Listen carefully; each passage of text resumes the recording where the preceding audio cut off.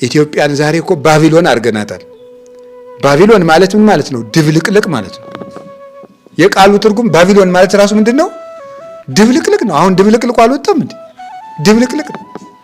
ምንም ነው።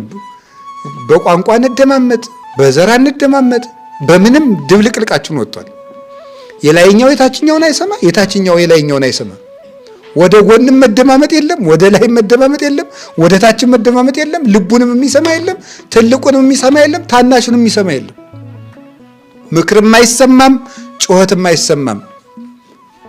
አቤት ተብሎ የሚሰማ የለም፣ ተጠርቶም የሚሰማ የለም። ድብልቅልቅ ነው። አንድ ሴትዮ አለች ነው የተባለው።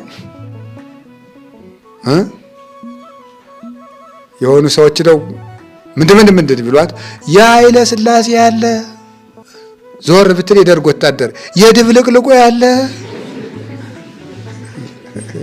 የድብልቅልቁ ያለ እኮ ነው። አሁን እኮ የድብልቅልቁ ያለ ነው። ፊት በኃይለ ሥላሴ አምላክ ነው የሚባለው ሰው ሲያጠፋ ማለት ነው። ኧረ በጃንሆይ ነው የሚባለው። በሚኒሊክ አምላክ፣ በዮሐንስ አምላክ፣ በቴዎድሮስ አምላክ ነው የሚባለው ድሮ።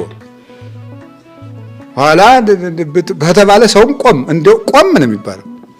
እንደው በዚህ ወደ መቄት አካባቢ አንድ ሰውዬ ዝንጀሮ ሲያባርር ሰውየው ገበሬ ወዶ እኮ ነው ኧረ ምን ይላል? ኧረ በሚኒሊክ አምላክ ከምን ደርሶብሃል ዝንጀሮውን አትምጠው ብሎ እኮ ነው። አይግሩ አያገር እንዴ ኢትዮጵያ እንዲሁና የአውሬ ሀገር አረግናት በእውነቱ ማለት ነው።